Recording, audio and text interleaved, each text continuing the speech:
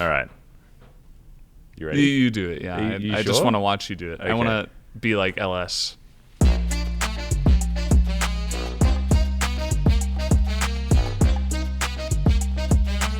Welcome, ladies and gentlemen, to the Pog State for episode 11. As you can see, we are back at LOL Park. We have been freed from the confines of the remote broadcast, and we are now coming at you live. Well, not live, pre-recorded. We're live right now, though. Yeah, we're live now. Yeah. Now Not for in you this guys, moment, but not for you guys in your moment. Thank you very much, Valdes. Yeah, I just wanted to clarify that. Yeah, I should clarify why Valdes is actually here. LS, unfortunately, has a little bit of a landlord issue, so needs to make sure that he can stay in his house. It was a sort of surprise visit from the landlord on the day of today's filming. We were unable to reschedule, unfortunately, and therefore we do have a beautiful substitution, which is the wonderful Valdanalist himself. Wow. We also have a special guest coming very soon. Probably was in the title of this video, but as of now, I'm going to keep it a little bit of a secret. Make sure, guys, that if you want to get your podcast via audio, we are available on Apple Podcasts as well as Spotify, a whole bunch of other things, and that will be available on our Twitter. There's a fly. Oh, man. I thought that was part of the thing. I'm like, get to LOL Park. We're back in nature, you know? Oh, outside of our houses. Isn't it beautiful to be in the real world again? Feels good. Valdes? Maybe they're attracted to all the flowers on our shirts. They're trying to pollinate. You us? actually have trees on your shirt. I didn't realize that. Yeah, so do you.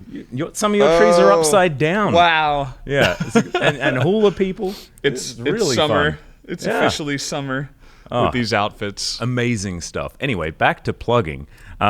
You can also catch this on YouTube, which is likely where you're going to be watching. But if it isn't, if you want to see the version that does have some video available, that will be available on YouTube as well. Anything else? I don't think so, unless you want to follow us on Twitter. So at Pog State, that's where you can get all of the information. All of the stuff that I just said was redundant if you just go to our Twitter and check out our pinned tweet. So no worries there at all. Disclaimer time, Valdes. I don't know whether you remember the disclaimer from last time, but this does not represent the opinions or thoughts of Riot Korea. This is all coming out of the mind tank of our collective commentator brains, which is something that they don't want to have any part in, and I do not blame them whatsoever. And with that being said, Valdes, how's things been doing, man? It's exciting having you back on the show. Yeah, it's good to be back. I always really enjoy doing these kinds of podcasts and interviews and content-related stuff. So happy to be back doing something that's not just casting. There's not too much going on in the world right now with everybody kind of having to mostly quarantine. I don't know about you, but I don't really go outside too much, trying to avoid people, stay close to my computer, and unfortunately I have to meet you every so often, but I apologize like for that. Today. But yeah, no, it's just been pretty normal. I think Korea is handling it pretty well, and generally, everybody's wearing masks and social distancing, and everything's going well there. So yeah, seems pretty normal, just like the last time I was here. Yeah, I'm doing my best to try not to get too used to it, because sometimes you can get jaded, and it's like I've been wearing a mask for 2 months. Obviously, I've worn enough mask now. That's straight up not how that works, actually. You just need to keep staying vigilant as much as possible, and that is much easier if you're a massive nerd like the two of us, because we can happily stay home, never leave the house, and travel through beautiful worlds of Warcraft, Runeterra, all sorts of different places that we can go virtually without needing to go anywhere near another human being, which is very, very useful. Our partners might have a different thing to say about that particular way of living, but we can use the excuse now. We're just staying safe. Very safe. That's all I had to add. All right, good. I do want to talk a little bit about sort of your casting over the last little while, because you have been delving into the life of the Valdanalist.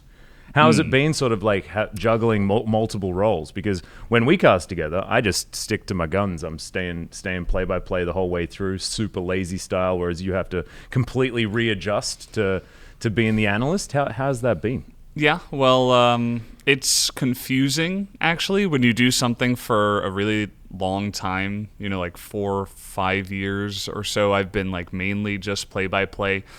When we're casting, some like replay will start. I don't know if you noticed this, but like right in the beginning of every cast, like the first replay will come up, and I'll just like sit there and not say anything because it's like I'm waiting for the analyst to say something because this is not my time to speak. It's kind of like just the way the flow of the cast usually goes, and then about 5 seconds of silence come in, and I'm like, oh yeah, this is I have to say something now that Atlus just did the play-by-play. Yeah. Even though I just heard you did it, it's like it still doesn't click until that first replay comes in. I'm like, oh yeah, I'm the analyst today. Yep. Here we go. It's definitely challenging. I mean, you have to pay attention a lot more to the intricacies of the draft and the players and the teams. I had to do a lot of brushing up on stuff in terms of like game knowledge. It's a totally different style of casting with the what an analyst brings compared to a play-by-play. Normally we're just the hosts, saying, hey, welcome to the show, this is really exciting, wow, cool, and then the other guy says all the smart stuff normally. But now it's like, oh, the pressure's on you to like come up with an interesting, smart idea. When in the past, as a play-by-play, sometimes you can just kind of get in the rhythm of just passing it off, after doing some play-by-play, or after reiterating the current situation in the game and just being, handing over to LS where he's like, oh, he's building Morellos and this is why I hate it. And, I can't believe he's going Black Cleaver again on set. How is this even possible? Yeah. But then when you're in the driver's seat and LS's seat, you're like, oh man, I have to, look at all the item builds very closely, more closely than I normally do. So it's challenging, but it's fun to do something different. Yeah. The way I sort of think about it isn't necessarily like your game knowledge is being brought to the fore, but like a little bit more the fact that you have the burden of opinion on the broadcast. And you have to like, I find myself like if I'm in a sort of more analytical mindset, I do like twice the research, not because I don't think I know enough, but because I'm scared that I'm going to say something wrong. Yeah. Whereas as a play-by-play, we're completely protected because we have absolutely no opinion that's necessary, right?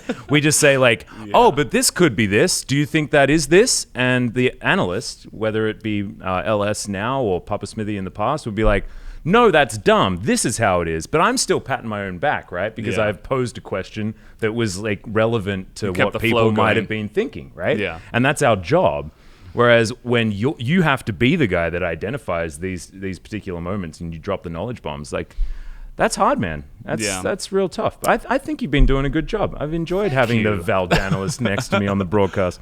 Yeah, and it's not all about, it's not like we don't have the right opinions or we don't understand the game or whatever. It's just that we don't have the burden to like speak it out a lot of the time. We just like kind of direct the flow of traffic and then go on our way a lot of the time during the cast. So yeah, and also we're not used to it. We're not used to being the opinionated ones on a broadcast, and I think that it's a different mindset and sort of a different skill set to sort of truly believe in your ideas. And it's like, I'm right, everybody else is wrong, like, which is, it's a very extreme way of explaining what an analyst's job is, but that is largely what you have to do because you have to truly believe in what you think about in this moment. And you frame the game around that. There's sort of it's a big burden, and there are some people that love it, and there's some people that really don't, and that is analysts and play-by-plays. Yeah. You spend 5 years trying to not be too opinionated, to allow your analyst to be the one that comes in with the big hitting opinions, and then it's like, wait, now it's your turn. What do you have to say? And it's like, well, I haven't been speaking out about my opinion for 5 years, and now you want to hear it? It's like. It's definitely a weird mix-up in your brain when you sit in a different chair and put on the beige jacket. It's like, whoa, this is not what I'm used to. Did you feel the opinions coming out? Yeah, you had the right colored jacket pushing into my body from the jacket and from the chair too. Yeah, I was oppressed by my blue jacket. It was just stifling all of my opinions. Just like takes them and reflects them out, like not out of your mouth. Well, if we had Hawaiian jackets. True. Our opinions will be everywhere because I'm feeling completely free to state my opinion now. Speaking of opinions, what was your opinion on our most recent parody show that we were actually a part of this time? We didn't get to do LCK Castle unfortunately, weren't part of that one. But this time around, we got our little moment in the sun. You had your amazing Val Champ moment. Yeah. 경기 보는 거 눈치챈 것 같아. 동구팀 경기 봤어? I saw it. 봤어. 꿀잼. 나도 봤어. 허니잼. That was the best part.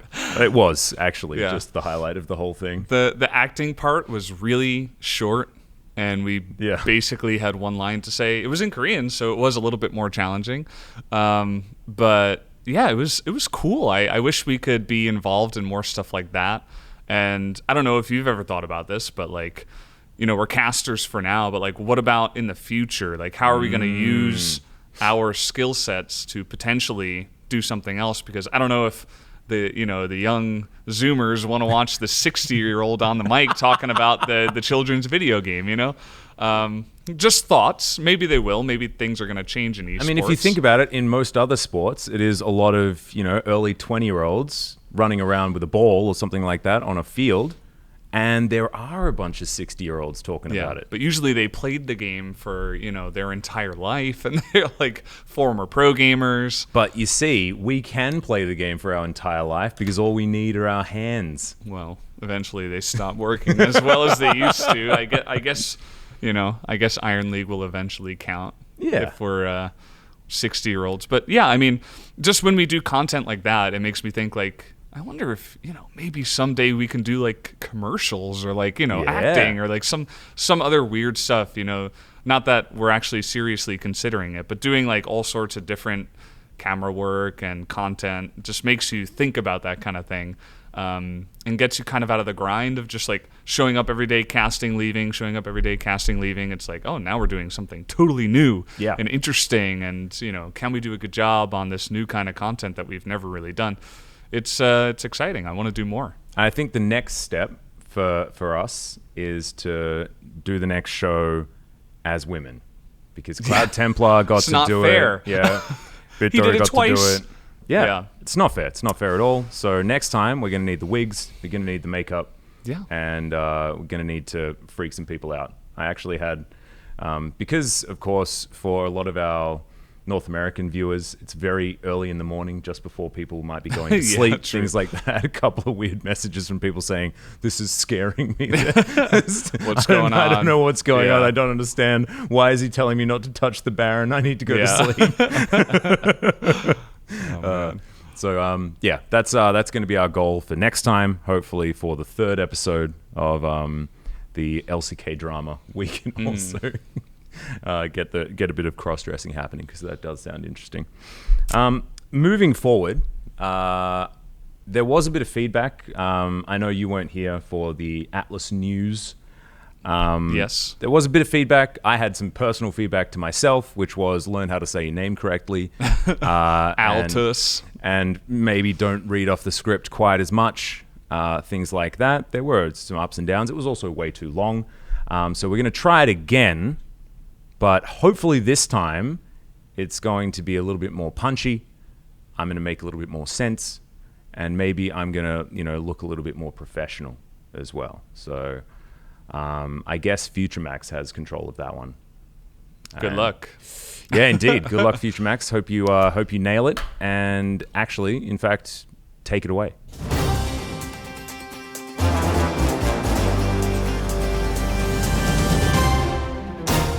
Appropriate time-based greetings, summoners. I am Atlus once again, and this is once again LCK News. After 3 weeks of competition, LCK Summer has settled back to the East and West style that we have all come to know. That being said, it's the order of our top 5 which comes as a surprise. As of the end of Week 3, DRX remain undefeated with what seems like one remaining challenge before they claim that undefeated Round 1, and that team is Damwon Gaming. They currently have a firm hold of second place, showing dominance behind their very confident Rank 1 mid laner Showmaker and their playmaking support Beryl, who currently leads player of the game standings alongside BDD on 500 points. Third place was recently snatched away from Genji and T1 as Afrika toppled KT Rolster and shot up 3 places, claiming that the Elite Four are no longer and that there are 5 top dogs in the LCK. That brings us to those top 2 teams from spring who are currently tied for 4th, just above Team Dynamics. Fans of Gen G and T1 are worried due to some poor performances and drafting, but when dealing with 2 multi-time World Championship teams, it's hard to count them out just yet. We'll end on some good news from the east side of the bracket, with Sandbox recently picking up their first win, and over Team Dynamics. Dynamics 2-0'd the LCK squad back in the promotion tournament, and were poised to take outright 3rd place when Yamato Cannon took to the stage for his debut game and put them in their place, which is 6th. Some eyebrows were raised for some of the drafts in that series, but a win's a win, and Sandbox players look reinvigorated under their new Swedish coach. Now we'll end today's news with Pjosik of DRX showing how multi-talented the new rookie of DRX truly is, with some Blind Monk interpretive dance. Yeah! Dong! Hiku! Begone! Sure! Wonderful. And that will be all for today's LCK news. Back to you, Atlus. Thank you very much, Atlus, for LCK news. That was fantastic, apart from, that one bit and that other bit. So make sure you think about those. Thank you for that little walk into the future. As Valdes, also great to talk to you about how things have been going in the LCK. But for now, we are going to move you, and we're going to get into our interview with good old Ashley Kang. So, Valdes, sorry, but welcome, Ashley. Valdes, you moved away very, very quickly there. Wow. Always very scared of violence. But Ashley, thank you for saving the Pog State, and maybe even saving the Pog State for today's episode as well. It's glorious to have you on. How have you been? Yeah, been doing pretty well. So as we are recording, we are at Sunday. Yes, we are. Which is the last day of the LCK. Mm-hmm. So been coming to Law Park every day, and I'm excited for my 5th day of the LCK. For the 3rd week, right? We're like getting towards the end of this round 1. It's just ridiculous. Time does fly when you are having fun. Ashley, if you could just introduce yourself for those that may not know who you are. If you are anywhere in touch with esports of any kind as far as the LCK is concerned, you probably know who Ashley is. But for those of you who do not, could you just tell us a little bit about yourself? Thank you for having me. Oh, you're welcome. You're welcome. Yeah. So my name is Ashley Kang. I am one of the resident on-site journalists here at the LCK, and also I'm a bilingual.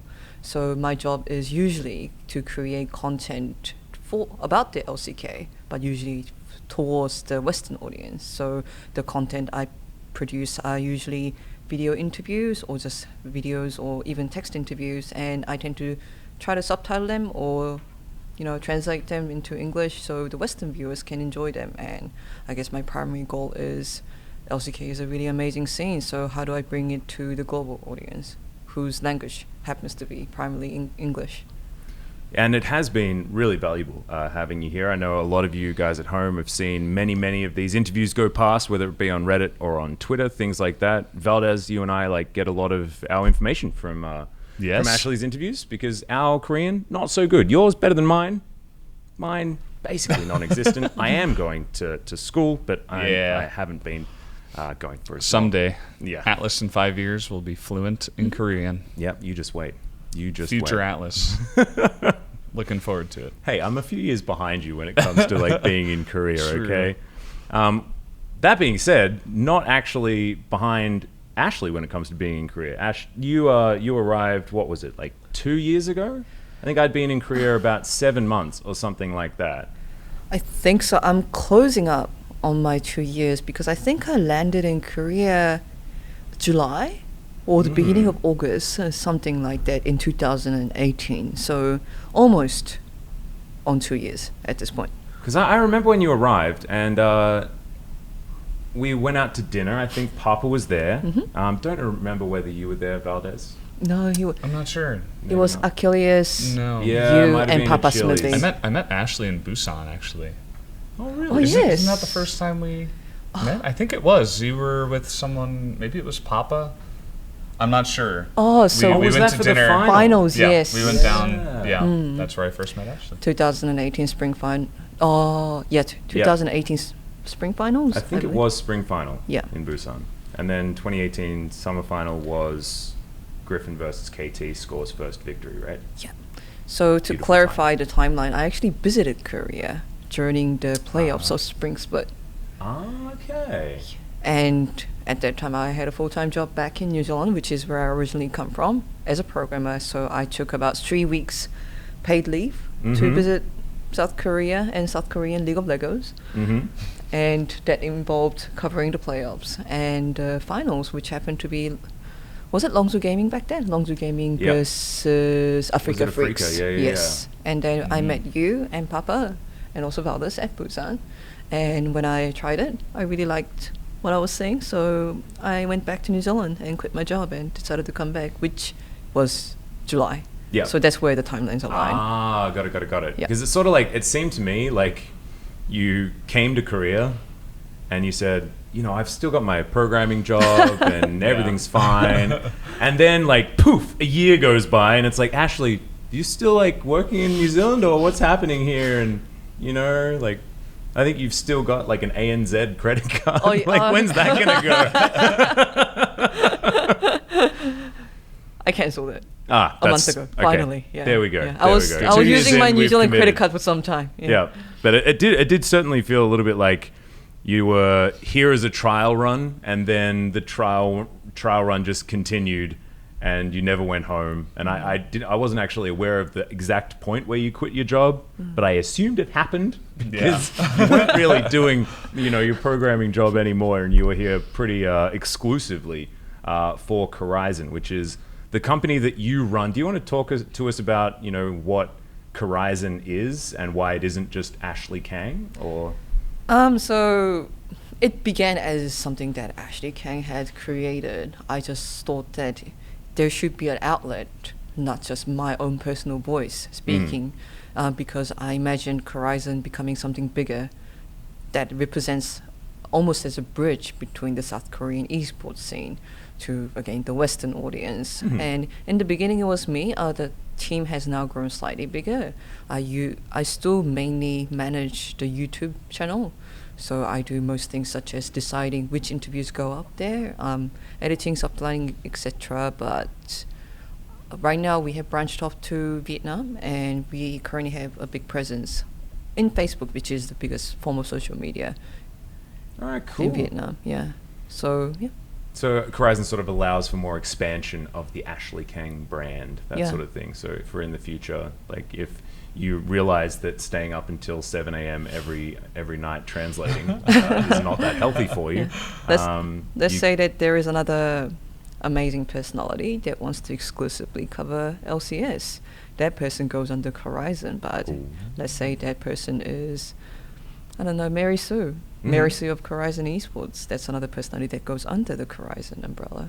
And then that way you don't need to cover the LCS quite as much, because I know that you've been doing interviews outside of the LCK as well. So like you interviewed Yankos, I believe, like a week or two ago, or something like that. Like certainly Ashley Kang likes to make sure that she gets all of the information about all of the esports.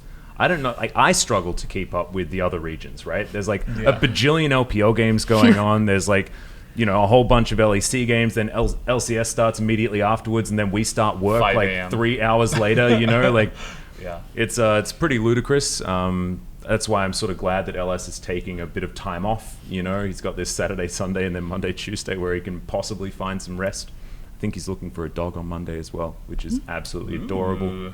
Yep. Not sure. Yeah, I'm not sure whether that is. I assume he's spoken about it on his stream at length. He doesn't have too many secrets, but he has. Yeah.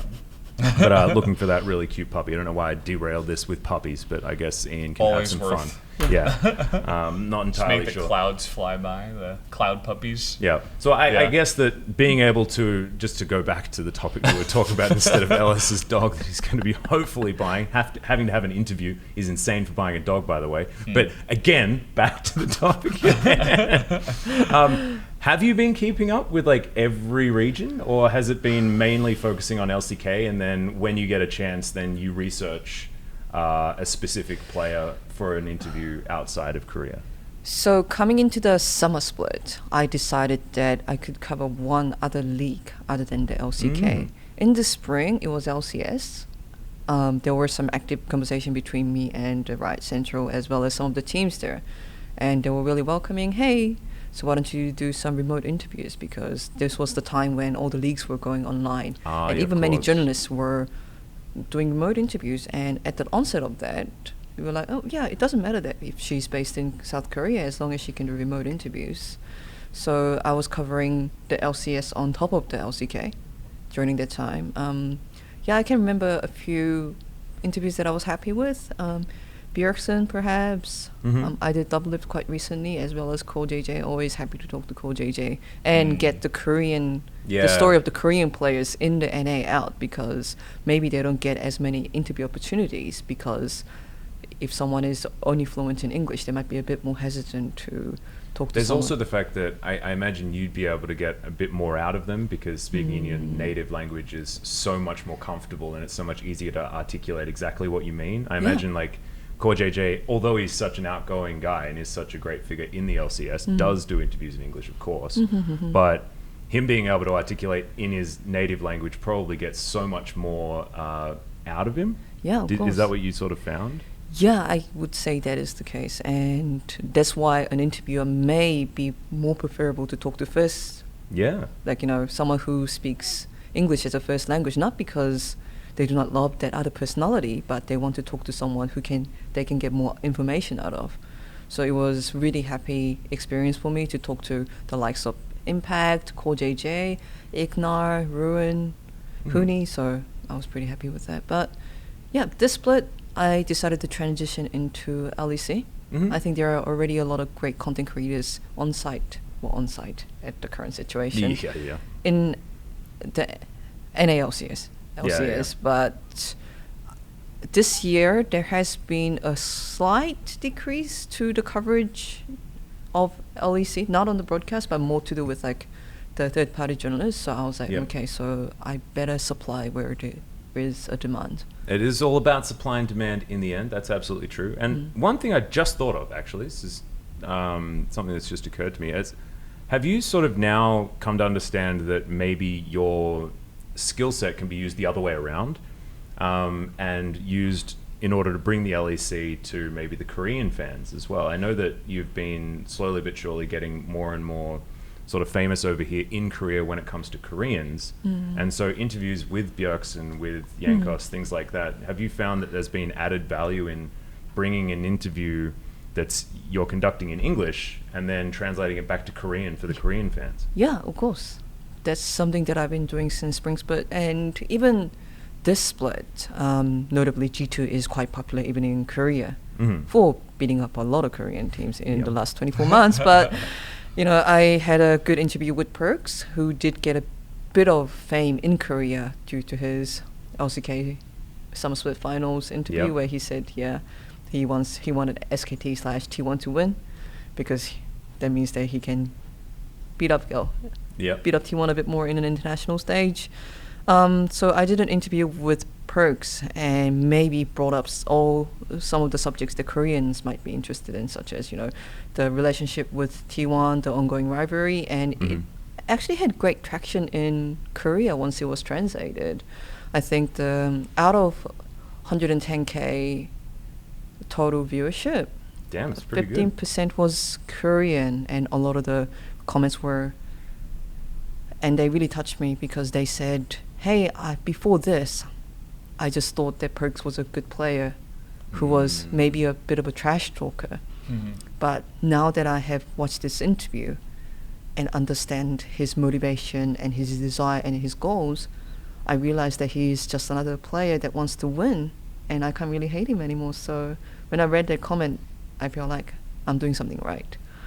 Helping dispel some of the alienation that happens when there's the language barrier between our two regions. And it's cool that it works in both ways, right? When your goal here was to bring the LCK to the Western audience, and you've realized also that you can bring the rest of esports to the Eastern audience. I guess the next thing is to find someone that speaks Chinese and bring the LPL over here and bring the LPL to everyone else, because that's also a difficult one to there's not a lot of journalists that have been able to successfully bring all of the nuances of the LPL because of it's so difficult to get stuff out of China. So especially now, with everyone not being able to get anywhere. So maybe that's the next step. What do you reckon, Valdes? You're going to be the new LPL journalist? Me? Yeah.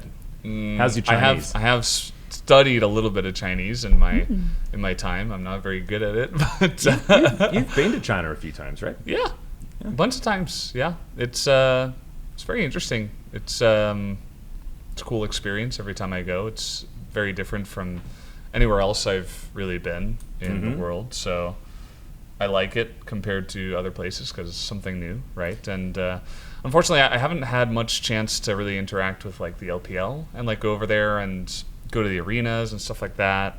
So maybe in the future that would be my goal. Yeah, well, we might have to think about it in a pretty close future because that's apparently where the World Championships happening. No word about whether that's going to or not. Of course, in the current climate, it's very difficult to tell what's going to be happening. I imagine you're desperate to cover it as well, Ashley. I mean, it's so weird. We're on the same landmass, right? But it still feels like it's so incredibly difficult to potentially get to China if it does happen. So we'll just have to see whether that is going to be a thing. I want to sort of bring this back to the LCK. It's really cool hearing your story, Ashley, but I know that you guys at home are listening largely to hear about what Ashley thinks about the LCK. Do you think that based on the summer split, we look better or worse than at MSC as of week 3? Better. You reckon we look better? Mm-hmm. Perfect. Ship it. That's the clip we're using for the trailer. There we go. Nailed it. Don't need you to explain yourself. That's exactly what I needed. Yeah. That's the end of the episode. No, I'm kidding. Talk me through that. Why do you think that we look better now? So there is two sides to this. Number one, there is the current state of the LCK, and also some of the signs that the LCK teams are showing that makes me very hopeful about the future of the LCK. When I say future, by the end of the summer split. So I say we because I associate quite heavily with the LCK. But the 4 LCK teams, T1, Gen.G, Damwon Gaming, and Dragon X, none of them made it past quarterfinals. And even Gen.G, when they have made it to quarterfinals, their loss at that stage was pretty decimating. But when we review the matches, a lot of the criticism, even though the criticisms do not always reflect the actual gameplays, are LCK teams may have played a bit too passively. Maybe they weren't ready to pull out the meta tier 1 picks, such as at that time Varus and Thresh. Gen.G, even though the first game against TES was a blind pick, they did not opt to go with Varus and Thresh. Ruler hates lethality Varus, right? Isn't that a thing? He just really doesn't like lethality Varus. He was a god at the lethal tempo Varus, but the poke version, I think Ruler just hates. I think it's just a thing that he personally doesn't like. Yeah, it is quite interesting because when I looked at his solo queue, history, he was playing a bit of a Varus, so perhaps it was a team-wide decision not to play Varus, perhaps he was Ruler. I have no insight, it would be a private thing to the team, but that was the overall conversation. And the bigger background ongoing narrative is that even though LCK has the capable individual players as well as the system to nurture good teams, we tend to play too rigidly, that we are a bit too slow on catching up on the meta and proactively discovering new picks, and also playing faster, playing with more skirmishes, playing with more risk, which is what the current meta ever since the 2018 Worlds rewards. Yeah. And it does seem like the MSC defeat has impacted a lot of the LCK teams, as the 4 teams especially that attended MSC, most notably Damwon Gaming and DRX, have changed up their playstyle quite drastically to be more aggressive, to be more skirmish-oriented, and to proactively look for new picks, such as, I can mention DRX Chobi, who have been pulling out a million different picks, such as mid lane Gragas, mid lane Morgana. And when I, through interviews, talked to the individual players in those teams, they have mentioned to me, yes, we have reviewed ourselves after the MSC results. Yes, we believe that we have something to learn from the LPL. Yes, perhaps that we should be changing our playstyle. And I would say that because of the changes, the LCK teams look a bit stronger at this current point of time, the third week of the summer split. That's one thing, but another thing is because they are trying out this new playstyle, and I do realize that there are some rough edges to smooth down. Some of the macro decisions aren't as perfect as before because they're not used to skirmishing so much. But it's like a muscle. Like, if you keep using that muscle, you're going to strengthen it. And LCK is flexing this new muscle, playing with more risk that they haven't necessarily flexed as much as they could before. And if they start now, by the week 10 of LCK, maybe they would have trained themselves and perhaps... Yeah. And actually, I'm really glad that you brought that up because I feel like Damwon and DRX, the reason why they're performing so well right now is they were already flexing that muscle, doing some pretty insane things. It was sort of like they were torn between the two metas, right? And do you sort of agree with what Ashley said? It was kind of sad to watch. It was pretty brutal. We didn't really know what to expect. We knew there were good LPL teams. Obviously, Top Esports and JDG were the two teams that a lot of people were looking at and saying, oh man, those are, they're really, really good, especially after seeing the finals between the two of them. And I thought it was going to be a lot closer. I didn't think it was going to be a smackdown. And I'm sure the Korean teams felt the same way. So they came in, they had their kind of rigid meta, and they were like, oh, we can just play our game, we'll probably win. And then when you get smacked down that hard, that's really when you begin to change, because if it's just like, oh, it was a close defeat, maybe we should improve our, make less mistakes. Yeah, make less mistakes with the same meta and the same picks and everything. That's when you don't, no real change happens, and then you lose at Worlds, right? So I think actually getting smacked down at MSC was good for the region because it means that it's a wake-up call for moving into Worlds and saying, okay, now we need to change it up. We need to get really good at this new style. And the Korean teams are all very capable. They have some really amazing players, and I'm sure they can eventually learn to be the best at the style. And I think we'll only really get to know once we have another international tournament. It's really unfortunate that this year, kind of everything has to be separated, everything's remote, separate. And there's like less of everything it feels like, but more international tournaments, more testing of the different regions, I feel like would be useful for everybody. Yeah, it's absolutely. I want to. So we are going to touch on that again. We're going to have a look at some power rankings and get a bit upset. But before that, I just want to go back to the whole trying a new style and playing aggressively, because I think that it really interests me, that whole point, because like Korean solo queue is crazy.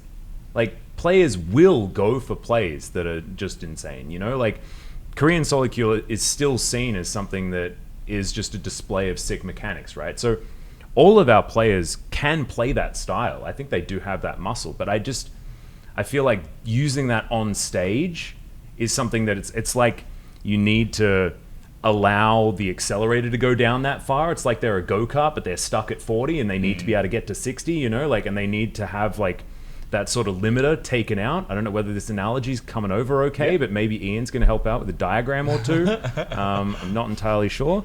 And I also, we have the luxury, based on geography, of being able to scrim LPL teams. I think the LCK is pretty lucky that the LPL is the region that has been dictating what the meta is, because they have been the best for so long. Yeah. Ashley, I guess I'll start with you. Do you think that, is it about the LCK team's sort of pride and not accepting that they're not the best yet? And maybe they're thinking we've made mistakes, but our style is actually the best. And do you think MSC might have changed that? Because I think this is the first time we've truly seen the shift to aggressive style. There is, I wouldn't necessarily say pride, and maybe reach back to two things. Number one, the history of the LCK. Mm-hmm. LCK has dominated the international scene for I would say a majority part of the history of League of Legends. Oh, absolutely. And they have done so ever since, especially when Samsung White, pretty much decimated that entire world using that, completely suffocating the other team with the vision. LCK teams won again and again and again, focusing on macro, reducing their mistakes. It was more about like, you know, controlling the map and team fighting when they need to. And even when that style no longer worked, it's again going back to the muscle memory. Even when you tell yourself, hey, I should be using this muscle when you're exercising, your body kicks in and say, hey, this is something that was proven in trial to me, and you keep falling back. And another thing that we have to notice about the LCK is extremely competitive. Yeah. Let's say that looking at the LEC, even though G2 isn't dominating LEC as much this split, G2 was known as this team that experimented, you know, tried out new picks. You know, sometimes they will pick out a Garen top and lose, and that was fine because G2 had the confidence they'll still come out top of the rankings. In LCK, teams don't have that luxury to flex their muscles, try out different things, because any team, pretty much any team can make it to the playoffs. Even in the summer split, I pretty much believe that is the case, you know, and only 3 teams out of I saw your face. I'm thinking back to the Sandbox first victory last night as Yamato makes his debut. Is it time for the dream run? And Ashley's saying that it's possible. And we can clip that bit as well, completely out of context. There we go. There's the clickbait. Ashley says that Yamato can go on the 100% run. I did want to add to what you were saying in terms of that like G2 confidence to kind of like do whatever they want and still have confidence to win or lose and then eventually still get first. I feel like we do have 2 teams now in summer that are slowly developing that mentality. And I think it is DRX and Damwon. As you talked about Chovy, basically playing whatever he wants, like stuff he's had success with in solo queue, you know, Morgana mid once again, trying to really mix it up. Lots of different picks down in the bottom lane for Keria. We're seeing a new kind of era of support meta because of guys like Keria and Beryl, who's also coming in for the side of Damwon and has made a big name for himself. That mention, man. He's super good. He's so good. It's crazy. And I think those are the 2 teams that are actually doing it. T1 and Gen G have just unbelievable muscle in the players that they have. The veterans and the experience and also just the mechanics. They're all just so amazing. So like and I think they have like a more rigid kind of environment in the team house as well. It's just my feeling, you know, I've never visited the team house and seen what is going on there with the coaches or anything like that. I just get that sense that they're a little bit more like stuck, whereas DRX and Damwon are given a little bit more freedom to experiment, and they're winning all the time. So they're getting more and more confidence, so they're kind of pushing that, and that's kind of giving them the edge right now. I find that super interesting because you talk about like freedom and all that sort of stuff, and yeah, CV Max certainly feels like it's a weird kind of freedom, right? Because CV Max gets his idea of how the meta works. Sometimes it's beautiful, sometimes it's not, but at the moment it is definitely working out. I want to talk about Zephyr a little bit because Damwon look amazing and their drafting looks amazing. I mean, we had the pleasure of commentating their most recent match, and it's always fun. Yeah, it's always new and interesting. They dismantled their opponent's strategy in like every way possible. And like that game number 1 where it was the Aphelios came out and then they had like long range poke and backline dive at the same time in one composition. Like that worked really well together as well. Like they had the perfect, like I don't know if they could have drafted better. It was in that game. Extraordinary. And we don't get to talk about that when it comes to Zephyr's drafting for quite some time. And I think that this is, I don't know, it's a really cool redemption arc for him, but also maybe it might be just the players have come to realize that we weren't taking inspiration from the right areas, and maybe this is the time where we're truly going to embrace like sort of that aggressive style. Do you have any insight at all or an opinion on this? I can offer 2 insights. Number 1, I did an interview with Beryl, which should be out by the time this podcast is also out. But good timing. Perfect. He did reference that. He did say that he is referencing a lot of the LEC or LPL or even LEC teams that he watches other leagues a lot, and then he believes that those other regions are one step faster in discovering like new picks that are appropriate for the meta. He mentioned that, Volibear jungle, I've seen it get picked in LEC many times, so I don't know why Korea was slow on that. Even last year's, last split's Jungle Pantheon, we got the inspiration from G2. And I watched the Ivan game from Mad Lions, a game from LEC, who very interested in that game. So he is actively taking inspiration from the other regions, which is super cool to see. And it seems that there is more confidence in the players of Damwon Gaming, especially in Showmaker. Yeah. Showmaker currently, I think at this point in time, has an account that's 200 LP ahead of second place, and also has another account in fourth on the Korean solo queue ladder. I was talking to Widid about this. Widid had this beautiful insight. It's as soon as you get to that level, it's really hard to stop winning, because as soon as someone sees you in their lobby, they're like, oh baby, free win, let's go. Okay. And everyone's super inspired and incredibly confident because they just know that this guy is going to win. And so he just keeps winning. And it's last week he was first and second at one point, but first and third. But he was only 100 LP ahead on his first place account. That only keeps going up. It's insane. And it just shows that that sort of confidence in your teammates is really, really important, because Damwon were having basically a for-fun series and won their games in 24 minutes and 30 minutes. They smashed. And we don't get to see this all that often, right? The absolute utter confidence that you just have a better idea of the game than your opposition. The LCK was always very we're all doing basically the same thing, and even if it's Jin Air versus T1, you could go to 96 minutes and we have to change the game based on that so that never happens again. I mean, that wasn't that long ago that literally happened, which is a top of the table team, and Jin Air weren't, they weren't about to get relegated in that particular season, but they weren't great either.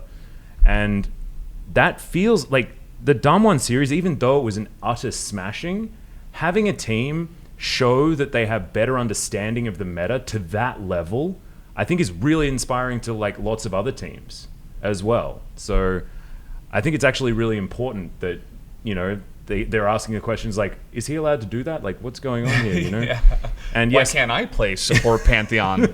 I said it was good 3 weeks ago, Yeah, I'm sure some of the players are thinking that way. There's actually the quote of Showmaker, while I think Lava was doing something very strange on the top side of the map, Showmaker was saying in Korean, is he allowed to do that? What's happening here? What's going on? And it does show that Damwon knew something that Hanwha Life didn't. And yes, they're at very opposite ends of the standings, but that has been different. I don't necessarily know what my point is or my question is, but I think it's cool. We're pretty hyped about Damwon right now. That's very clear. I think pretty much everybody in that lineup is doing really well. Even Ghost, who a lot of the time goes unnoticed. He's doing his job. He's getting some pogs recently as well, Yeah, carrying sometimes, which he didn't do too much in spring. So they are a force to be reckoned with right now in the LCK. So, Ashley, I'm going to put you straight in the deep end. I'm not even going to let you respond to that last question. DRX versus Damwon is happening next week. Who wins? Oh! You knew that I wasn't going to respond to that question. What? You have to respond to this question. You're on the spot now. I talked to both Damwon Gaming and DRX players. Yeah, but this is about you can explain it in any way you want. Who in your waters? Who do you think's going to win? In my waters? Yeah. I still don't know what that means, but I say it all the time, and people understand what I'm saying. I'm guessing that's an elaborate metaphor to blood. No, your gut feeling. I don't know. But your gut is not water. No, I mean it's mostly water. Aren't we mostly water? Yeah, 70%. I'm like lettuce. I feel like I'm more water than most people. You're mostly coffee, I think, actually, based on the amount of coffee you drink. It's 10% coffee. And that's probably true. That's probably Looking at the current form. Mm-hmm.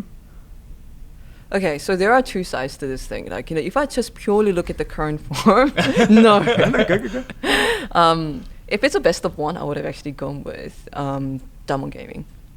Okay. If it was a best of one, but if it's a best of three, I might actually say DRX. DRX because I love that. I'm going to pick it up just for 1 second because DRX were always known for not having any consistency. And what you're saying right now is that you trust them more to win in a drawn-out series than in a short one. And that makes me really excited as, someone that likes that team. I think it's going to be an extremely close series, and I'm only giving this a new answer because you forced me to. But because DRX has lost in so many important best of fives, ironically, I think the coaching staff or the players had a longer time to review their own stamina when it comes to a series. So in a way, I think DRX would be prepared to deal with that oncoming, maybe you're tired, maybe you're stressed, maybe you're frustrated. I think Damwon Gaming will be better, DRX will be better prepared for it compared to Damwon Gaming, who have been winning those matches on 2-0. Yeah. So, and their first loss came pretty early on in the split. So what if they drop a game and need to reset their mental? Like, what if they realize that they can't just flex on the opponent when it comes to DRX? I don't expect Damwon Gaming to completely flex on DRX. So what if that happens? And what if that, creates a dent on Damwon Gaming's impeccable confidence right now? And what if that becomes a crack? Brendan, who's going to take it, DRX or Damwon? And give me a little bit of reasoning. Because as I've been listening to you guys talk about this matchup, I've been my head has actually been skipping around between the two teams. I'm still not fully decided. It's really difficult. It's hard to say. I think you could vote for either team and probably be comfortable in your decision at this point.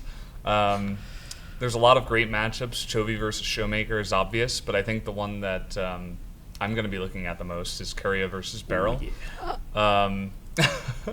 Because I have been public about my adoration of Keria's play and how good he is as a support, calling him the best support in the world and how amazing he is. But Beryl is this up-and-comer now who is Beryl has the most Pog points in the league. That throne. Equal with BDD. It's crazy. In my mind, at least. Keria was already sitting on the throne. But that is, you think about the bottom lane, you say Deft and Keria should win against Ghost and Beryl. Yep. But can Beryl somehow carry? And this is just talking about individual skill, right? Top lane, I think Damwon have the win there. Nuguri seems to be the best top laner in the world, or not in the world, in the LCK right now. Yep. Don't know about the world. I think it's a little bit too much to say that right now. I think people might be arguing that Kanna's looking really good at the moment as well, but I think Nuguri's unique style does put him ahead, and plus is very consistent with how he wins games, not lanes. Yeah. And so just thinking about the individual matchups, I think there's kind of evenness in the mid lane. I think the jungle is very interesting. You were talking about how you thought maybe Canyon could win over Pyosik. I think that Pyosik is improving a lot recently. Is it enough improvement on time to go into Canyon on next week is a big question. So what I'm saying right now is it seems pretty even in terms of the players. I think the draft edge, though, should go to Damwon. After multiple showings of their understanding of the meta seems to be really on point, and they have weird picks that is not easy to handle for many teams. Nuguri's playing all sorts of weird stuff. Obviously, Beryl is the most obvious one there for that team. And the way they dismantled Hanwha Life. I mean, Hanwha Life, to be honest, kind of did make it easy for them. Yep. And it was kind of like, you're drafting against someone who is a lot less experienced than you. I would, though, still have to give the draft edge to Damwon, and I think that might push them over the edge. I would say, if I had to make a decision, 2-1 Damwon, but it's going to be really close. Oh no, Valdes, you abandoned Keria. Yeah, sorry. I abandoned you Keria, abandoned Keria. But it won't be his fault. He'll carry, and then someone else is going to mess it up, probably. So for a bit more context, Valdes mentioned on his cast a few times that, he does think Keria is best support in the world right now. I'm just quoting you. Yeah. And it's true. I said it. You love these absolute lines, right? I got that absolute line. I'm going to use it every time. Hell yeah. And recently I organized Valdes to have a very short but very wholesome conversation with Keria. Mm-hmm. And Keria was really shy. And afterwards he went home to say on the stream that we had a good conversation and he was God in English. There was a nice. Keria, God of English as well. He went on the stream and said, "Is that what he said?" Yeah, he said, "Oh yeah, today at Low Park, I talked to one of the English casters. He was really handsome and had small head, and Because that's like a thing you remember, right? Like, yeah. And of course, I'm a god at English, so we had a conversation. Completely just took me out. I'm glad he's as I got was some dressed. confidence, you know? there, apparently, in Carrie's version. I love it. Oh, that's actually love really, it. really cute. Yeah, it's cute. Well, we're glad you were there because I heard there was some audio issues that did screw things up, but thankfully Ashley had a redundancy, so we managed to get that one on the internet. Beautiful stuff. Do we need to? I'm the host. Do I have to have an opinion, or do you Yes. guys? Yeah, I want wanna to hear what You you just wanna pushed say. us into corners and Yeah. forced that questions out. my of- job. That's what I gotta It's try the and play-by-play. I You gotta don't have an opinion. squeeze you. You just make the analysts make the decisions and the Yeah. opinions. All right. Well, I'll put on my analyst hat. I agree entirely with what you were saying, Valdes. I think that Carrier and Beryl are the two best supports in the LCK, but I also agree with the fact that Carrier is looking like the best support in the world at the moment. He is just incredibly mechanically skilled. It's really, do we say that we've got the best two? Because Beryl's also, like, especially recently, been performing extraordinarily well. That bottom lane, however, should go to DRX because I think that the 80 carry difference is Deft favored. I don't think anyone's going to argue that. Deft has been beating Ghost for like the last 4 years and pretty comfortably Oh, poor Ghost. in other teams. Ghost right now, though, is the perfect role player, right? The bottom lane just needs to hide. Like, if they get Senna or Ezreal, I think that Damwon just win. Just let Beryl roam. No, exactly. You remember his... I mean, this is what G2 did literally last night. They His just like 80 they carry. had their support. I mean, they lost that game They lost. unfortunately, but Yeah. the idea was they put their sub on Senna, and then we can use Mickey to carry as Wukong or something like that, you know. And I think a lot of the mistakes weren't about necessarily how that particular draft played out. I think there was some certain dragons that got stolen when they probably shouldn't have. Some flashes into the wall. Yeah, I some saw flashes that. into the wall. DRX wins through their bottom lane. Damwon wins through anywhere other than their bottom lane. And I think that Canyon versus Pyoshik is going to be what makes the difference. I think Doran's okay. I don't think he's up to Nogari, but Nogari wins by winning team fights, much like what Deft does from the bottom side of the map, right? So you can think about it, and knocking that over again. You can think about that as sort of like the sort of mirrored idea. So they sort of cancel each other out as far as those extra strengths, but the jungle doesn't cancel each other out. And I think that the consistency of Canyon has been just pretty impressive over the last few games. He hasn't been playing that much crazy stuff, but he demonstrated that the Fiddlesticks could like come out and he could 7 just... games of Trundle or something. Yeah, it's a massive amount of Trundle. It's a massive amount of Trundle. But his Fiddlesticks was very impressive. And we know that Canyon can play a lot of other things. Even his Lee Sin was looking pretty good as we saw it. He was playing aggressively, much like Damwon just generally do. And I think, like, the really cool thing about this matchup is that mid-jungle is, like, super exciting at the moment. Like, mid-jungle looking at a whole lot of different teams, even Faker Cuz, Faker Ellen, like this whole sort of, like, dynamic of which jungler are we going to get. But Pyoshik Chovy versus Canyon Showmaker is so cool. That is such a cool matchup. But I think at the moment, the Showmaker factor is a little bit too strong. So I think I'm going to have to give it to Damwon as well. Which, Thankfully, LS isn't here. Otherwise, he'd smack you and write down the Pog vote for Chovy, even though we're not even casting. yeah, exactly right. No, I mentioned someone being good at Lee Sin and then say that they're going to win. Like, that's what I just did. I'm going to get backhanded Fun fact. real hard. Pyosik believes that there are 2 top-tier jungler champions right now, and in Pyosik's opinion, that's Trundle and Lee Sin. Interesting. He likes Lee Sin. I mean, there's quite a few of our players that There's like a Lee lot Sin. of people We that have, like, love Lee yeah. Sin, especially into Trundle Yep. as well. It's like, we don't care about your pillar. We're just going to jump over it. You can't control us. We're too mobile. Throw Qs through it, that sort of Yeah. thing. Yeah. I don't know. I think it's going to be very close, whatever happens. DRX, they got through a very, very difficult first week, taking down both Genji and T1. Damwon weren't capable of doing that. Did manage to take down T1, weren't able to topple Gen G. So, I don't know. You can't look at the you can't look at how things have been going throughout the rest of the league and understand how that matchup's going to go, but it's really exciting. Yeah. Okay, well, I think we've spoken about DRX versus Damwon enough. Do you have one thing to add, Ashley? Is that what you looked like you were champing at the bit a little bit, like ready to get in there? No, it's okay. No, we're okay. No, it's okay. I'm really excited. I hope it goes to 3 games. That's all I have to say. Okay, good. Yeah, if it's a blowout 2-0, that would be so my disappointing. God. That would be so No. Damwon, wouldn't it? It has would to be be so a 3 game, and one of them has to be a backdoor. That's all I'm. Needs to be Noguri on Rise again, like popping his Seraph's Embrace and killing a Nexus. I don't care which way, but I really want a 3 game series, and I want one of them to be a backdoor. That's Okay. all I'm asking for. A backdoor to get DRX back into the series, and then they win game 3. Oh my god, that would be pretty hype. So I did mention that we were going to talk about some power rankings. ESPN did release some power rankings.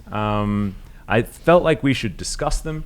I personally think that power rankings at the moment are insane. I don't think you can actually do them. The last time we saw any teams play was the World Championship on an international stage, right, where we've got everyone playing against one another.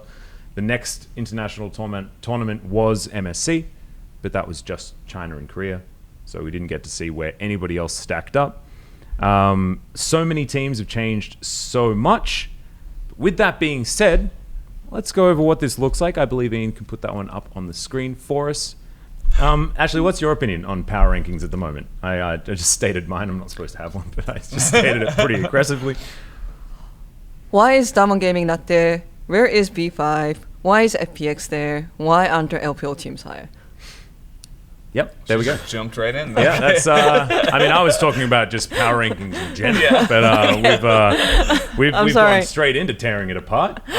Valdes, I guess we can have your opinion on exactly the teams on this list, because as I haven't been able to follow very closely the LEC, LCS, LPL. Like, I watch games when I can, right? But otherwise I'm going to bed so I can wake up and come back to LoL Park and do this again. I'm even looking at the LCK teams that are on this list, wondering what the heck they're doing so high. You know, like, I don't know. Like, DRX are doing very well in the league at the moment, but are they going to be better than everyone else? Like, yeah, well, it depends on, every power ranking list should come with like a disclaimer of like thoughts from the authors, right? Like a footnote where it's like, by the way, the reason, or not the reason, but like this was my criteria for why I picked the teams, right? Because for us, I look at this list and I'm trying to like decipher what the idea is, why they're picking these certain teams, and why I disagree with so many of them, and how someone can have a totally different, idea and opinion about it. And you were just talking about, like, DRX right now is looking really good, but are they going to go to Worlds? Do they deserve to, take the number 2 spot right now? And it says like June 29th, right, which is kind of interesting. I think that was the second week of end LCK. of the second week, I think. Yeah, something like that. Around that time. So I think just in general, after the 2 weeks, we should have Damwon on this list. The fact that they're not is just a total oversight. I don't see how that's possible. We were just going on for like an hour talking about how good Damwon are and how they might defeat DRX. I think 2 out of us were predicting them to win that match up against, apparently number 2 on the list. They should be on the list. They should be probably top 5, I'd say.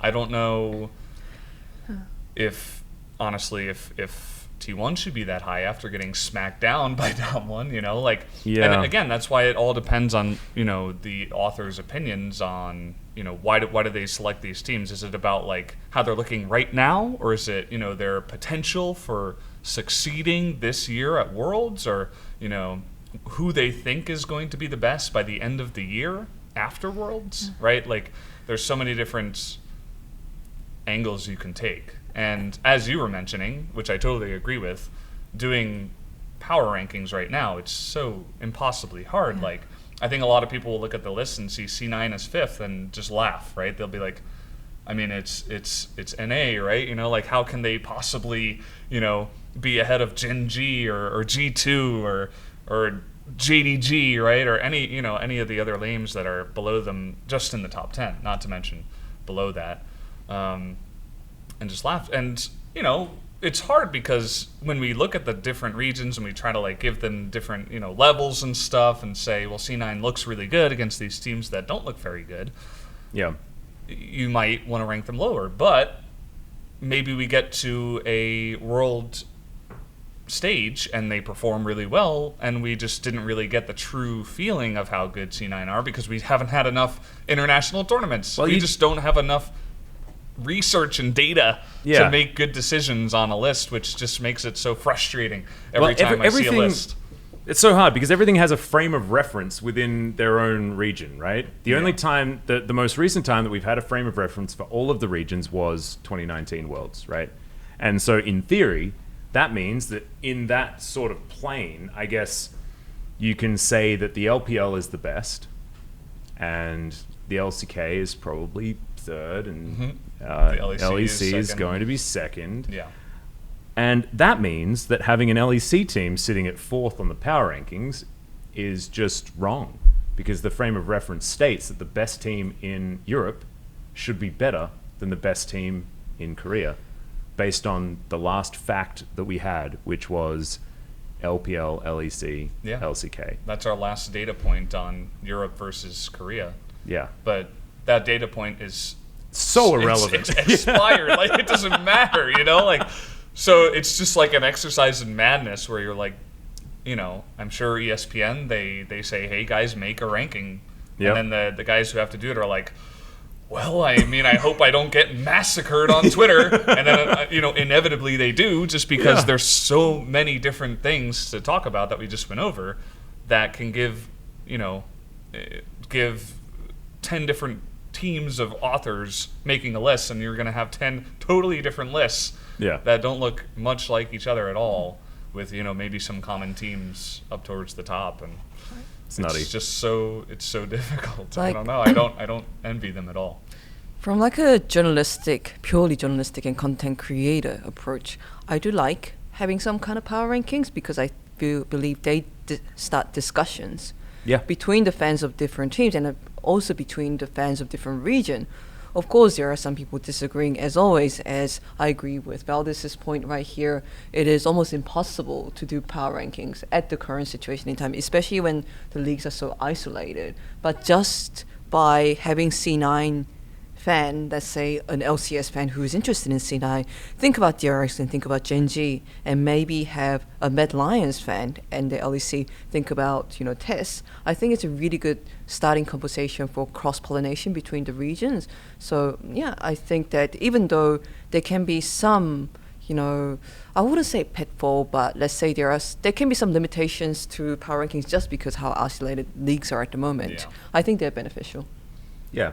I like the idea for starting a conversation, and I actually think that we've fallen into the trap pretty beautifully, right? This is what you're supposed to do. You're supposed to sit around and you're supposed to start arguing about an arbitrary list that's impossible to prove until we get to the end of the year when all of these sort of like the standings, which this is based on, are completely irrelevant because, T1's probably back at the top of LCK because it's an inevitability that we've gotten used to. Like, all these sorts of things have sort of been rearranged, readjusted, and this power ranking list right now is irrelevant. But, I think that you're right. I think that it was an absolute bait, by the way, putting, 3 LPL teams on the list and having 9th and 10th. As 2 of them, TES should be number 1, right? They've proven that they look extraordinarily dominant. It's looking like it right now. Yeah. I think that team looks very, very impressive. I was getting excited about them when they were beating up on Gen.G, and that's not something that was very easy for me to do. But you see good League of Legends, and I'm clicking that upvote button. It's just real nice to see them play, and I think that they're demonstrating how to play League of Legends at the moment. But putting JDG and FPX on the list, for one, is I don't know whether I agree with that. And putting them at 9th and 10th, I think, is pretty insulting for the best region in the world. Yeah, I don't think it was a bait. I think it simply, again, comes back to how different people think different regions. Some people might say, hey, World's results might should factor in a lot. Other people might say, hey, I want to look at the stats. Other persons say, hey, I want to go with my analyst's gut feeling as I watch all the games. So it really depends on what the criteria is, and no one can judge another person's criteria. Okay, Yeah. so I want you guys in the comments, if you're watching on YouTube, get into the YouTube comments, get down there, tell us what you think is wrong with this power rankings list. Remember that it is not about ESPN being jerks or being silly. I think this is fantastic to start the discussion. Completely agree with Ashley's point, but we want to hear your opinion, and we know that you have one. I know that you're super mad that Fnatic isn't on this list. All right, so where's TSM? I can't see a TSM on this list. Yeah. So I want to see how angry you guys are at both of those points and more, if there are more that you have. I mean, where's 100 Thieves? We're gonna have Papa Smithy and like down the bottom, like, come on, man. Yeah, I mean, you were mentioning ESPN. I would never get angry at ESPN for making a list like this because it's an incredibly smart decision on a business standpoint. Let's talk about it. This is going to drive so many views and so much discussion, so much interaction with your Twitter, your website, with your other people's podcasts, with maybe people will mention it on cast, maybe they'll reference it a lot. It'll just drive so much. Stay tuned to the LCK Sunday night. we were talking about like making lists and baiting and stuff like this. I agree with Ashley. I don't think there's too much baiting going on. I just think it will. There's a lot even that we can go into if we had another couple of hours where we could just like dissect the list and drive the knife into the heart of it and really try to break it down. But I think I would definitely disagree with a lot of it, as a lot of people will. So the list did its job essentially. So I think like on a personal level, it's really weird because I look at the list and I'm like, oh, it's so wrong, but also in my heart of hearts, sort of agree with the top two, like at the moment. Damwon Gaming. I think DRX do have the potential to be better, because I think in a world where the meta is going to be played around an 80 carry, the best way to do that is to have Deft on your team. Yeah. Also, this was made again at the end of week 2. Yeah, right. I think Damwon versus T1 was on Wednesday of week 3, so they didn't have this information. They had to create the list probably before the Sunday that it was released as well. So they probably had maybe a week and a half of the information from just the LCK and less information from the other regions as well to decide, and maybe Damwon kind of slipped through the cracks. Well, if they're going to make another one, they're probably going to put Damwon on that list. I guarantee it. Especially after this week. It. Unless they get absolutely dominated by DRX, and then it's going to knock them down a little bit or something. Yeah. But these are things that can stay super fluid. I think there's almost a world where it'd be really cool to have this like fluid power rankings that could just always be getting updated based on all of these results and things like that. It's like you've got this way of calculating what a power ranking looks like because you test this against this and this sort of stuff. It's impossible to do it inter-region, absolutely. But if you say that like the LPL is the best region, LEC is the second best, LCK is the best after that, then you can sort of like gauge it based on how good things are based on the median of the league and arbitrary point system. Standard deviations away based on how much further up this has to be based on the first, second, third, fourth. Like, That's not how standard deviation works, but sure. I have nothing. I've forgotten more term. mathematics than I ever learned. I guarantee that. 32 years old, I studied math for a very long time, and I promise I've forgotten 98% of it. Yeah. Yeah. That's why we try to avoid math on the cast. Yeah, I've embarrassed myself a lot, actually. Did you know I studied engineering? What? At university, I did. Okay. That was many moons ago. All right. Thanks, Ashley. Sorry. After the show, if you could teach me about standard deviations, that'd be super good. I didn't pay much attention in stats, I guess. But guys, I think we're towards the end of this episode. I think we're running out of time, actually. Like, Ashley's got to get to work. We're in the press room of LOL Park right now, and we're gonna wrap up the show and then immediately get to work. Ashley's just gonna be like, "Well, better stay here then. Guess I'll wait for the first game," something like that. Unless unless we're gonna take some time off, grab some lunch, something like that, which we definitely do. I might do that. The dream. Nice. You were going to say something, Ashley? I'm just looking at the wall, and every match, after a match, the victory team walks out of that corridor, walks into the door, bows and says hello, and we start taking photos. And sometimes I take videos, and sometimes I take photos. And that happens twice every day. I'm just thinking about all that. That's all. Yeah. I can kind of see the ghost players almost, because this is where they always stand. Not like, you know, in a figurative speech, you know. Yeah, no, I understand. It's like you're now the one sitting here, and it feels like it's the roles have been weirdly reversed. I can see the poetry. I can see it. Okay. I like it. But yeah, thanks again, Ashley, just for all that you do for the LCK, because it really is something that I think is really important.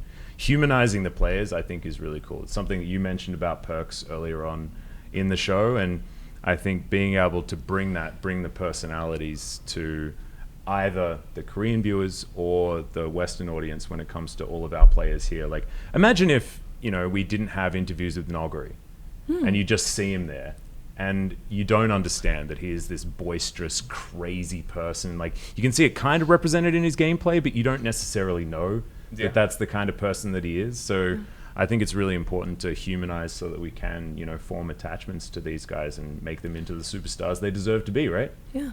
And in the end, humans, like, I think I've said this in another conversation with you before, but humans have empathy in their DNA.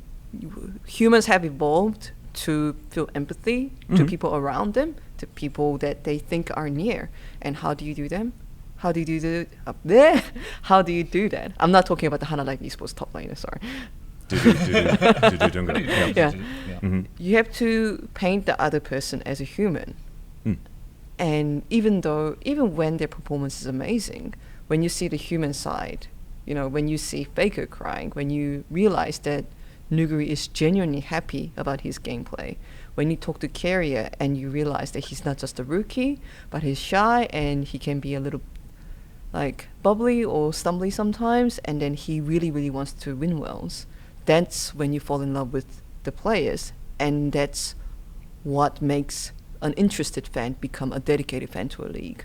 So that's what I want to do with my interviews. Well, it's working so far, because you're exactly right. You've got to humanize, and you've got to make sure that, like, there's a lot of people that have empathy but can't use it when it comes to leagues like this. I think the LPL is an example. Like, there are a lot of players that are like super cool that there have been loads of interviews with, but a lot of them don't get translated and don't get seen, and you don't get to see all of these amazing personalities that are over there, and therefore you don't have that opportunity to use the empathy at all, right? So what you're doing is finding that common ground, finding that opportunity to allow people to relate to these players, and be it Carrier, who is very sort of subdued and shy, and I know there's a lot of people out there that are also subdued and shy, so they're going to like, oh, he's just like me, this is so cool, I can relate, therefore fandom grows. Or you can have like someone like me who's super obnoxious, I see Noguri and I'm like, oh my god, there's another one, this is brilliant. And so, like, I think like creating those opportunities is really important. Yeah. It's funny, Noguri is one of those players that I have to time my interviews really meticulously, because he sometimes does speak in very, very long sentences. I feel like you'd only need like 2 questions and you could fill 25 minutes. Yeah, as long as he feels like it. Yeah. And thanks again to you as well, Valdes, for coming on the show. It's really good that we've got such a fantastic fill-in if LS does have landlord issues. Make sure that if you're not subscribed already to the YouTube channel, you just give that a little bit of subscribe, like the video. If you enjoyed it, leave a comment, let us know about your power rankings and who that would be. The more trolly the better, because that's going to create more traction and more people are going to care about it, which is absolutely brilliant. Remember, you can check this out on Apple Podcasts or Spotify. If you skip to the end for some reason and still want to listen to it and you're about to get in your car and drive, don't watch the YouTube video. Get the podcast, get the audio version. We don't want you to crash. It's completely irresponsible. Wear a seatbelt, wash your hands, and ask a friend if they're okay as well. It's a whole lot of things that you can do just as a general life check, but I'm just waffling because it's the end of the show. So thank you so much for watching, and we'll see you for episode 12 coming up in a couple of weeks.